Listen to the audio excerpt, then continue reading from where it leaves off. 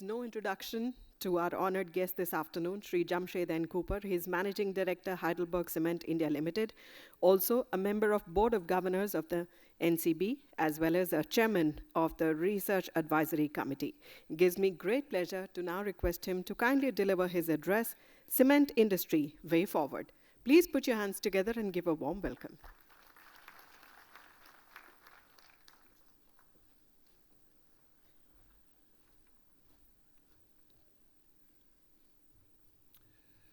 Namaskar, good afternoon.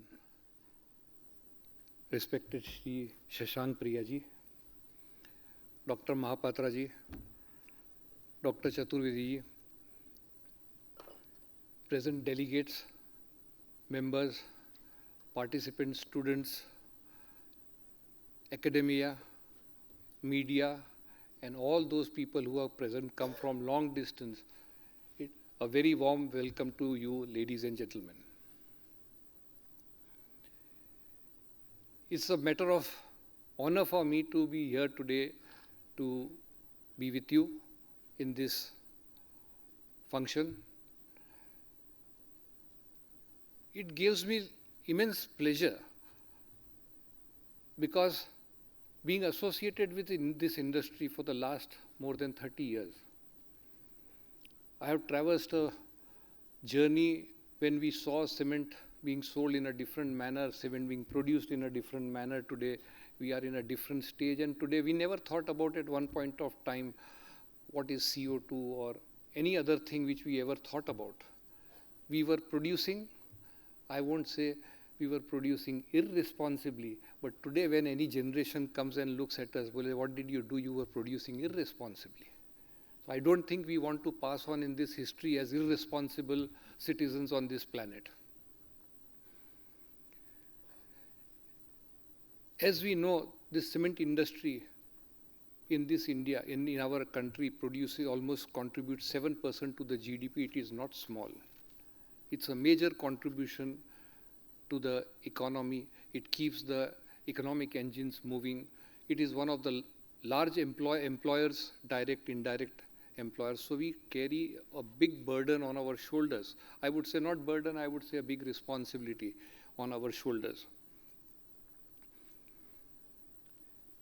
We are, as an Indian cement industry is one of the second largest cement producers in the world after China. So is the responsibility on us. Today we produce close to we will be now 600 million ton as an industry very soon. And they say, as with responsibility comes accountability. We talk about the global CO2. And when we talk about global CO2, you know, it is close to about 2.4 trillion tons of CO2 produced globally. And Indian cement industry produces about 220 million tons, which is today's capacity as of now. One thing which gives me little, pride also for Indian cement industry is that if you compare us, all of us put together here as a cement industry, we stand very distinctly among our peers globally.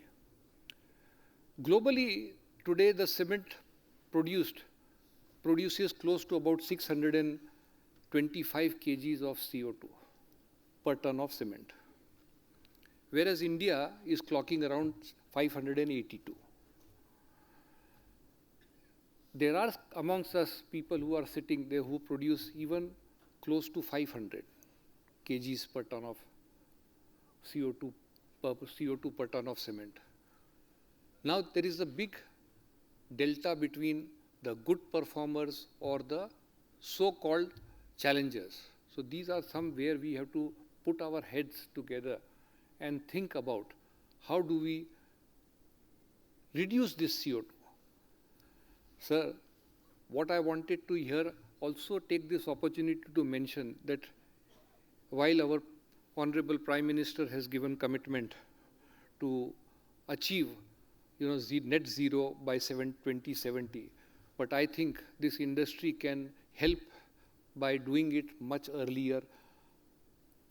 And for that, little bit of help from the government side, if it comes, a little bit of rational thinking comes from the government side, I think we can accelerate our journey.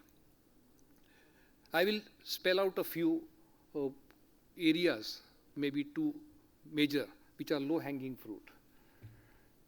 Today, as per BIS specifications, we cannot add beyond a certain percentage of fly ash or limestone to OPC and blend it. I can say today there are many cement companies who are in a position to cross this barrier. So if PPC is suppose 35% fly ash I can add. If I can add 40%, I can reduce my CO2 footprint further. At the same time, we can reduce our limestone consumption and conserve the natural resources for this country. I am sure under Mr. Dr. Mahapatra's and the NCCBM team, they have made out a full working on this. They have done the full research on it, and the papers have been submitted to BIS and various locations. It is pending, whereby this clinker factor can be reduced, and it is just only a matter of now understanding a paper of document which has to be given out by the government and approved. Another area where we find, I can say that, since it is a diktat, or we can say this is a vision of our Honorable Prime Minister to make our country green, we should think about, pressurize, not even saying that, I'm not saying pressurizing, but, today, making mandatory for small structures other than bridges, making PPC mandatory in the government projects. Whereas every specification today comes, everywhere it is mentioned as OPC, which is high on limestone, high on carbon, and it is not really required to be used there.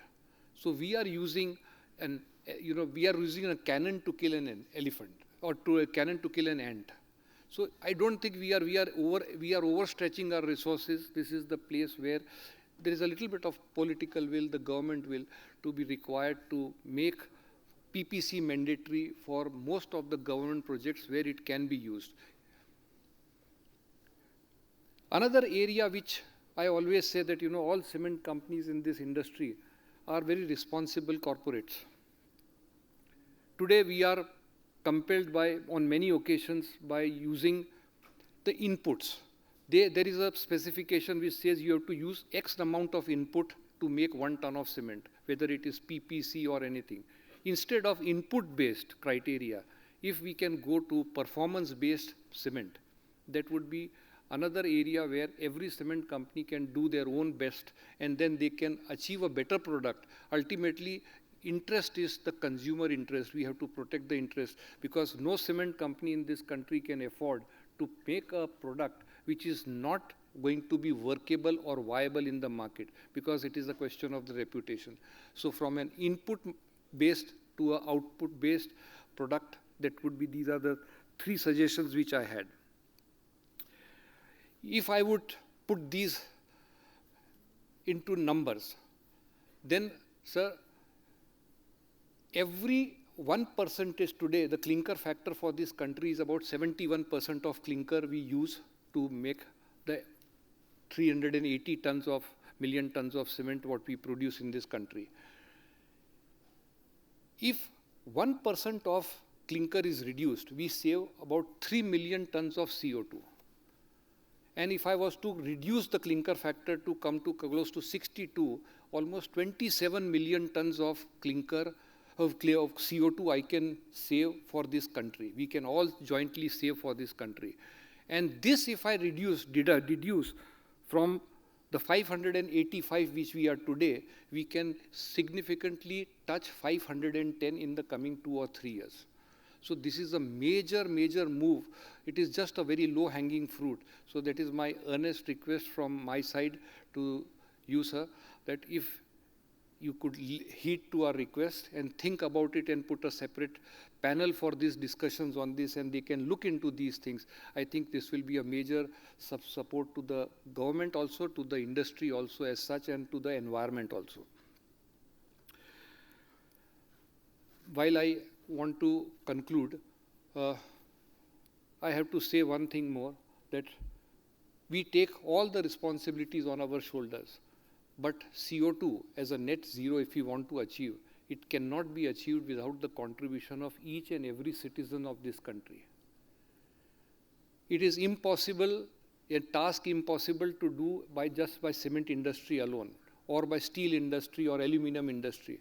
I think we all need to sensitize people, everyone, to contribute and make CO2 their target. Reason is that if we want to make this world a better place to live, it is not for us, it is for our generations to come. Then let us put our hands together and join this battle to reduce our CO2, the carbon emissions at every point of our civilization, every walk of our life. And that is how we can achieve a good environment for ourselves and the generations to come. Thank you very much.